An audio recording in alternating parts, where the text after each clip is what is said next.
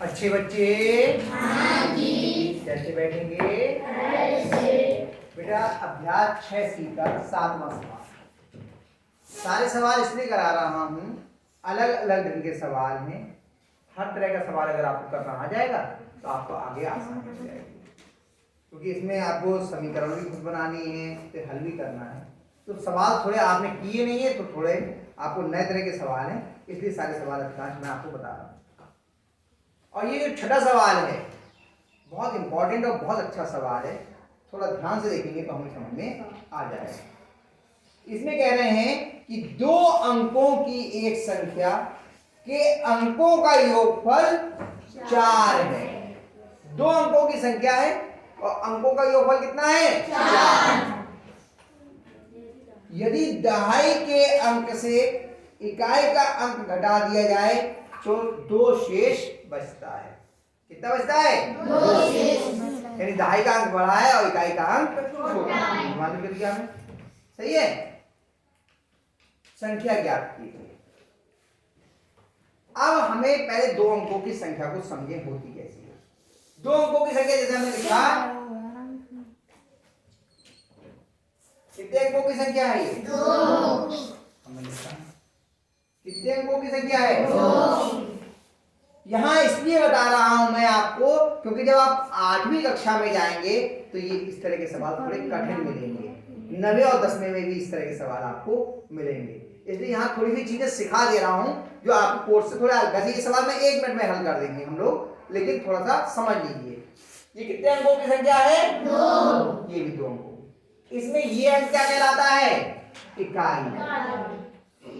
और ये क्या कहलाता है? दहाई। यानी 2 अंकों की संख्या में एक अंक जो है इकाई का होता है और एक अंक दहाई का। जैसे इसमें इकाई कितनी है? 2 और दहाई कितनी है? 7।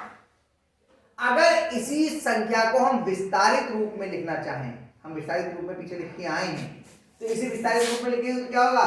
4 गुणा 10 धन 8। यानी दहाई की संख्या का 10 गुना करें और उसमें इकाई क्या अंक, अभी तो संख्या हो जाती है, ऐसी तो निकलती है। और अगर इसमें कहें तो इसमें दहाई का कितना? 7। 7 का 10 गुना करें और उसमें 2, ऐसी तो होगा। ठीक है, अब इसको हम लोग करते हैं इस वाले अपने प्रश्न को।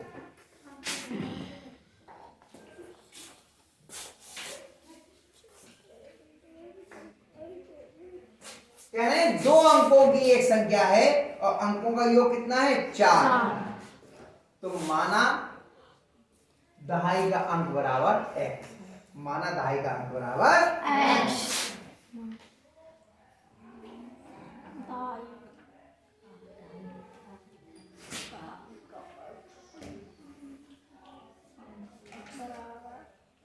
तो इकाई का अंक कितना हो जाएगा?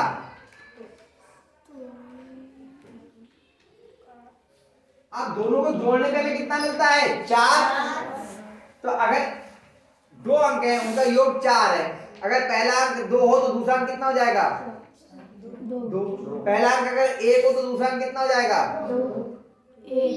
3। कैसे करना है? 4 में से वो अंक घटा देना है।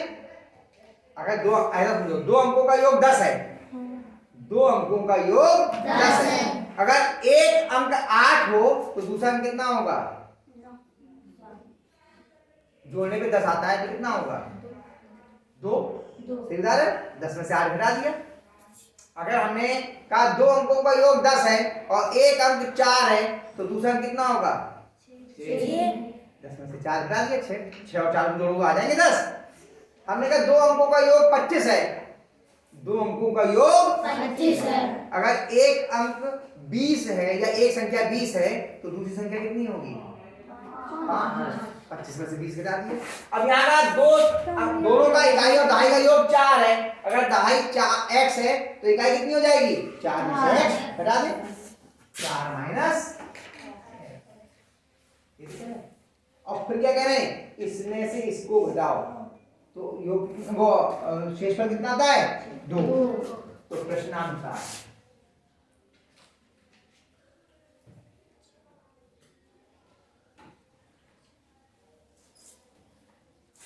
x minus x 4 minus x बराबर 2। ये तो कह रहे हैं अगर दहाई में से इकाई का अंक घटा दें तो कितना मिलता है हमें 2।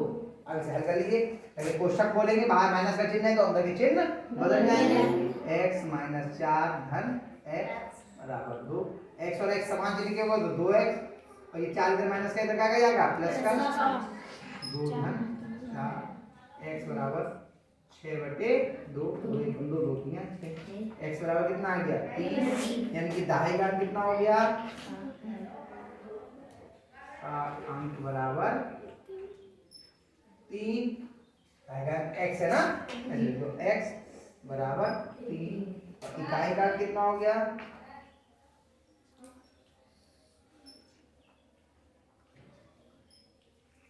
4 माइनस x है, 4 माइनस 3 बराबर 1। इकाई का अंक 1 हो गया और इकाई का अंक 3। तो संख्या कितनी जाएगी, आपको संख्या तो बतानी है। संख्या को कैसे निकालते हैं, दहाई के अंक का 10 गुना और उसमें इकाई का अंक जोड़ दीजिए। ये कुछ भी होता है सही है। तो कितना हो गया 30 धन 1 कितना हो गया 31। देखिए अंकों का योग कितना आ रहा है, अंकों का योग 4 और दहाई में से इकाई घटा रहे हैं तो कितना आ गया है, दोनों कंडीशन पूरी होगी। आगे समझ में 8 सवाल भी कर लेते हैं। 8 सवाल, ये भी बहुत इंपॉर्टेंट सवाल है। कह रहे हैं दो क्रमागत विषम संख्याओं का योगफल 40 है। क्रमागत विषम संख्याओं का अंतर कितना होता है 2 का, बताया था। क्रमागत संख्याओं का अंतर 1 होता है, क्रमागत सम और विषम का अंतर कितना होता है 2, बताया था। तो ये कह रहे हैं दो क्रमागत संख्याओं का योगफल 40 है। तो माना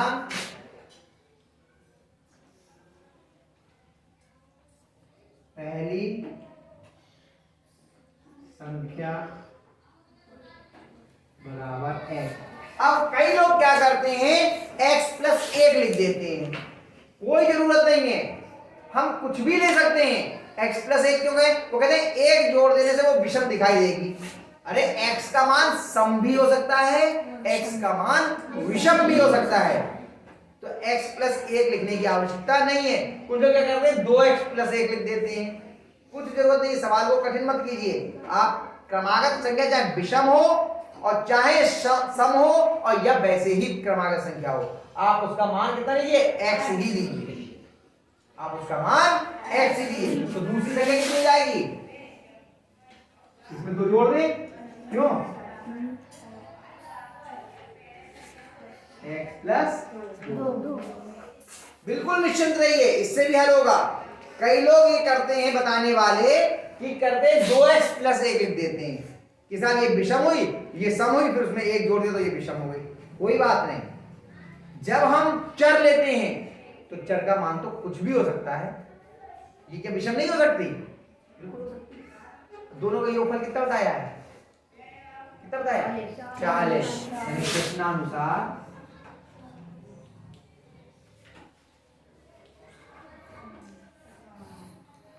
x धन x प्लस 2 बराबर 40। दोनों को जोड़ा और योग कितना आ गया 40।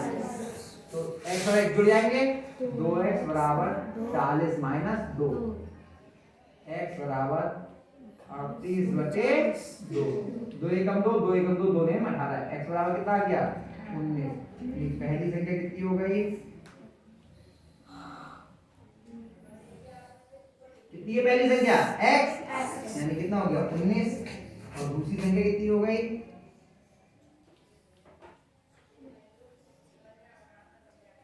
दूसरी संख्या का मान कितना है बताओ x प्लस 2, यानी कि x ये कितना 19 प्लस 2 बराबर कितनी हो गई 21। तो दोनों को कितना आ रहा है 19 और 21 को जोड़ेंगे कितना जाएगा 40। ये कह रहे दोनों का योग 40। और देखो है विषम या नहीं है, आ जाएगा, करो तो ठीक है, हो गया। आगे समझ में, ये हमने आपको 7वां और 8वां सवाल करना। 9वां सवाल अपने आप करना, अंश और हर वाला है तो मैं पहले बता देता हूँ, ठीक है। अभ्यास पूरी होगी।